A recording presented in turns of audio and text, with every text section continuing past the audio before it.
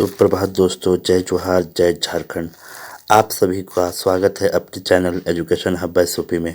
दोस्तों, आज की जो क्लास है उसमें मैं नागपुरी केवरा भागवन का जो कविता है सोना ना रूपा भेल, जिसके रचयिता पार्थ नंद तिवारी हैं, इसको लेकर मैं आज आपके बीच में हाजिर हूँ, जो जेएसएससी सीजीएल के लिए स्पेशली बहुत ही इम्पोर्टेंट रहने वाली है। तो चलिए सबसे पहले इसकी शुरुआत करते हैं। बिना कुछ समय गवाए हम लोग आगे की पढ़ाई को कंटिन्यू करने का काम करते हैं। वन केवरा भाग 1 में रचित एक कविता है जिसका नाम है सोना ना रूपा भेल, जिसके रचयिता पार्थ नंद तिवारी द्वारा ये कविता रचित है।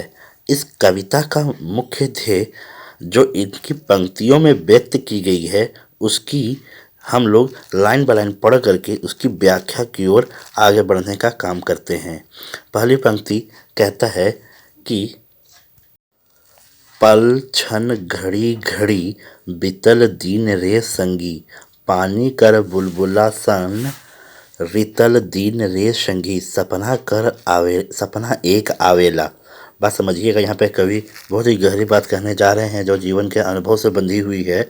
इसमें हालांकि ये तो आप लोगों को पता है कि लिखने की खड़ी क्या होती है, मैं फिर भी उस चीज़ को रिपीट करता चलता हूँ। प्रस्तुत पंक्ति वन केवरा भाग 1 के शीर्षक सोना ना रूपा भेल के रचयिता पार्थ नंद तिवारी जी कहते हैं कि इस जीवन की घड़ी बीतते समय चलती चली जा रही है, जो बीतते समय के साथ जो है उसमें अब बीता चला जा रहा है। ऐसा प्रतीत हो रहा है कि पानी के बुलबुले के समान समय बीतती चली जा रही है। जो पल मैंने तुम्हारे संग बिताए हैं वो महज एक सपने के जैसा अब रह गई है। अब ये जो समय बिताया हुआ है, कवि के रचना के अनुसार रितल दीन रे संगी है ना, रितल दीन रे संगी सपना एक आवेला। ये जो समय है रितल धन है ना, जो अनमोल धन है ना, जो अनमोल धन है, रतन है, वो पानी के समान बुलबुले दे करके ऐसा महसूस करा रही है कि ये अब जीवन एकदम रिश्ते चली जा रही है, बीतते चली जा रही है तुम्हारे संग, है ना। लेकिन अब एक तुम्हारे संग जीने का ये जो समय है ऐसा महसूस करा रही है कि ये एक सपना मात्र तो नहीं है।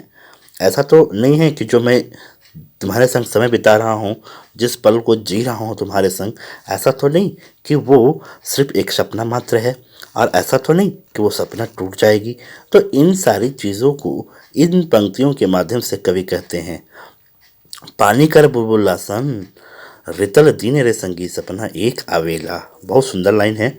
आगे की खड़ी में हम देखना चाहेंगे। आगे की खड़ी कहता है आवेला जायला सूत्रधार पुत्री के, धई धई नचुआएला, सोना ना रूपा भेल, बीतल दीन रे संगी, जिंदगी झरोखा से, है ना। इसमें प्रस्तुत पंक्ति के माध्यम से कई बार हमें ये बतलाने की चेष्टा कर रहे हैं कि अपनी एक जीवन जीने का सूत्रधार जो पुत्र की यादें आती जाती रहती हैं, रुक रुक कर मन की उत्सुकता को बढ़ाती हैं, लेकिन इस हाथ में ना तो सोना ही है, या सोना का मतलब है खुशियाँ या अनमोल रत्न, है ना, और ना ही उसके संग रह सकने का कोई अनुभव रह जा रहा है। बीता समय तेरे संग अब तो जीवन झरोखा सा रह गया है। मतलब झरोखा एक जो है ना, झरोखा मतलब सपना जैसा, ठीक है। झरोखा का तात्पर्य यहाँ पे सपने के जैसा हम अनुमानता लगा सकते हैं, है ना।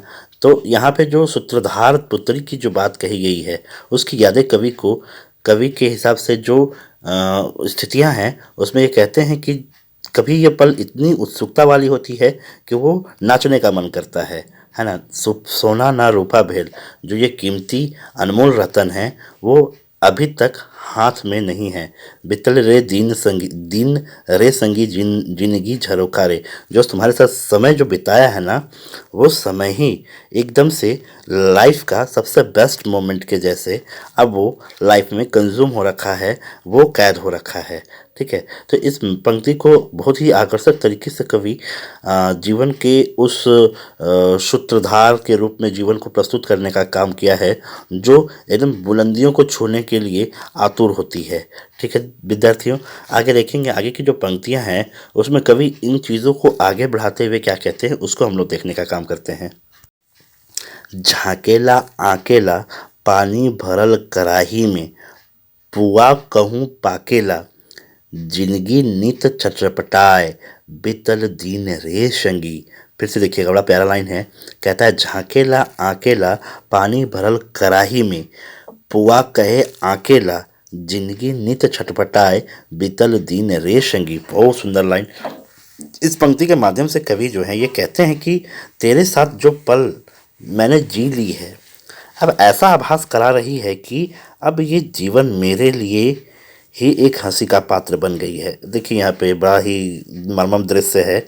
जिस तरह से तावे में चढ़ी तेल से भरी कढ़ाई जो होती है ना, उस पर अगर पुए को पकाया जाए तो देखिएगा वो जाती है और बुलबुले को छोड़ते हुए पकती है, मतलब तेल में तैर करके जल करके अपने आप को पकाती है ना। तो ये कवि इसका तात्पर्य ये लगा रहे हैं कि अब तो ये जीवन मेरा बीत चुका है, वो खुशियों वाला जीवन बीत चुका है। अब तो ऐसा महसूस हो रहा है कि ये जीवन जो है बिल्कुल बोझ सी होती जा रही है ना। और मैं अपने ही जीवन में किसी को अपने चेहरे को दिखाने की स्थिति में नहीं रह गया हूँ, है ना। बीता हुआ समय मुझसे ये ज़रूर कह रहा है कि तुम जो इस पल में थे वो अब तुम्हारे लिए नहीं रह गया है, लेकिन मेरे जीवन में जो तुमसे जो प्रेरणा मिली है वो मुझे आने वाले समय के लिए प्रेरित करती हुई जा रही है। कि जिस तरह से पुआ कहती है कि मैं पकने के लिए तैयार हूँ, मैं अपनी जो एफर्ट्स है या फिर जो कह सकते हैं कि अपनी जो क्षमता है, जो सामने वाले को मिठास या फिर खुशियों को बांटने में जो मेरी अपनी जो क्षति है उसको मैं एक साइड दरकिनार करते हुए, आप अपनी सुख को त्यागते हुए, सामने वाले का ध्यान रखते हुए अपने जीवन को पूर्ण रूप से निछावर करने को तैयार हूँ। तो ये जो कवि है ना, ये बताने का कोशिश कर रहे हैं कि जिंदगी जो है वो संघर्षों से भरी पड़ी है। जो समय बीत जाती है वो अनुभव, कुछ ना कुछ अनुभव छोड़ जाती है। इसलिए प्यारे दोस्तों, आप लोगों को ही मैं कहूँगा कि अपने जीवन को इस तरह से आकलन करें कि जो संघर्ष है वो हमेशा यादगार रहे और सफल रूप दे। बीतल दिन रे संगी, जो बीता हुआ समय है उसके साथ हम लोग क्या करें, अपने जीवन को व्यतीत करने का काम करेंगे। चलिए इसके बाद कुछ शब्दार्थ है। जो सोना ना रूपा भेल कविता है उसके कुछ महत्वपूर्ण शब्द हैं जिसको हम लोग देखने का कार्य करते हैं। इसमें सोना रूपा, पहला वर्ड है सोना रूपा। इसमें सोना रूपा का हिंदी तात्पर्य या फिर जो इसका एक मीनिंग होगा उसमें अनमोल रतन है। सोना रूपा का तात्पर्य अनमोल रतन होगा। नेक्स्ट है पानी कर बुलबुला, पानी में बोटो उठेला। वही बुलबुला जो होता है ना, बुलबुला मारता है, जो मैं तेल वाला एग्जांपल दे रहा था आप लोगों को। इस कविता के माध्यम से जो लाइन में जो बात संकलित है उसकी बात कह रहे हैं। फिर कहता सन का तात्पर्य होता है तैर या लखे, है ना, तैरना। जस्ट आप इसको समझ सकते हैं, तैरना। रितल, मतलब रितल का तात्पर्य है बीतलक, जो बीता हुआ समय है। इसी को आप नागपुरी में बीलेक कह सकते हैं, है ना, जो बीतेक। रितल का तात्पर्य होगा बीतेक, जो समय बीत गया। फिर है अगला शब्द झांकेला। झांकेला का तात्पर्य होगा हुलकेला, मतलब झांकना। डायरेक्ट आप समझ सकते हो हुलकेला, ये नागपुरी शब्द है। अगर हिंदी में इसको बांधेंगे तो ये इसका तात्पर्य हो गया हुलकेला, है ना। फिर है एक शब्द आकेला। आकेला का मतलब होता है अंदाज करना, किसी चीज़ का आइडिया लगाना, एक पूर्वानुमान करना। इसी को नागपुरी में कहेंगे अंदाज करेला, है ना, अंदाज करेला। किसका अर्थ है ये, आकेला का। उसके बाद है नित्य। नित्य तो आप सब जानते होंगे, ये रोज डेली जैसे वर्ड हैं उसके लिए हम लोग नित्य कह सकते हैं। जिसमें लोग कहते हैं ना कि नित्य का क्रिया जो है हमें रोज करना चाहिए। नित्य का क्रिया में क्या हो सकता है, सुबह उठना, खाना, उठना, बैठना, सोना, रहना, पढ़ना, है ना, ये सब चीज़ें नित्य क्रिया में आती है। तो इस तरह से प्यारे दोस्तों हमारा जो टॉपिक है ये समाप्त होता हुआ है।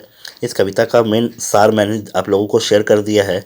उम्मीद करता हूँ कि आपको ये कविता का जो सार है वो अब आसान लगेगी और पढ़ने में मज़ा आ रहा होगा। तो दोस्तों अगर वीडियो पसंद आ रही है ना तो प्लीज़ प्लीज़ प्लीज़ मैं बार बार कह रहा हूँ कि वीडियो को इतना ज़्यादा स्प्रेड करो कि ये झारखंड के नंबर 1 चैनल के रूप में जाना जाए। आप लोग मेरे को पूरा सहयोग करें।